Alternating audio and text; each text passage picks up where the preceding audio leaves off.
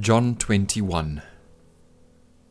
Later, Jesus appeared again to the disciples beside the Sea of Galilee. This is how it happened.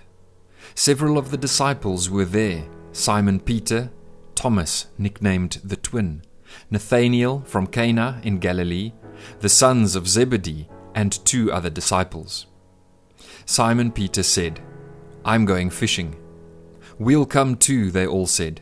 So they went out in the boat, but they caught nothing all night. At dawn, Jesus was standing on the beach, but the disciples couldn't see who he was. He called out, "Fellows, have you caught any fish?" "No," they replied. Then he said, "Throw out your net on the right-hand side of the boat, and you'll get some." So they did, and they couldn't haul in the net because there were so many fish in it. Then the disciple Jesus loved said to Peter, "It's the Lord." When Simon Peter heard that it was the Lord, he put on his tunic, for he had stripped for work, jumped into the water, and headed to shore. The others stayed with the boat and pulled the loaded net to the shore, for they were only about 100 yards from shore.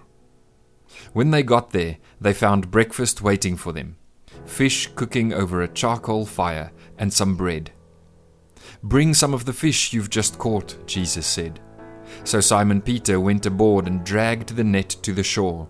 There were 153 large fish, and yet the net hadn't torn. "Now come and have some breakfast," Jesus said. None of the disciples dared to ask him, "Who are you?" They knew it was the Lord. Then Jesus served them the bread and the fish. This was the 3rd time Jesus had appeared to his disciples since he had been raised from the dead. After breakfast, Jesus asked Simon Peter, "Simon, son of John, do you love me more than these?" "Yes, Lord," Peter replied. "You know I love you." "Then feed my lambs," Jesus told him. Jesus repeated the question, "Simon, son of John, do you love me?" "Yes, Lord," Peter said. "You know I love you." "Then take care of my sheep," Jesus said. A 3rd time he asked him, "Simon, son of John, do you love me?" Peter was hurt that Jesus asked the question a 3rd time. He said, "Lord, you know everything. You know that I love you." Jesus said, "Then feed my sheep." "I tell you the truth. When you were young, you were able to do as you liked. You dressed yourself and went wherever you wanted to go. But when you are old, you will stretch out your hands, and others will dress you and take you where you don't want to go."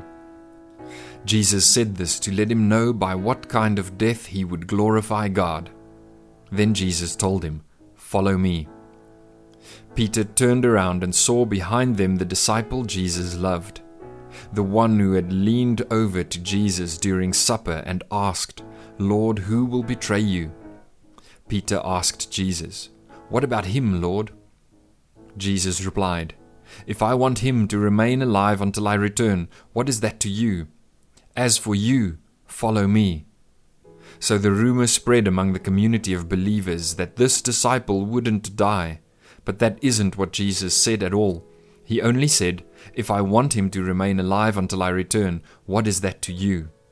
This disciple is the one who testifies to these events and has recorded them here. And we know that his account of these things is accurate. Jesus also did many other things. If they were all written down, I suppose the whole world could not contain the books that would be written.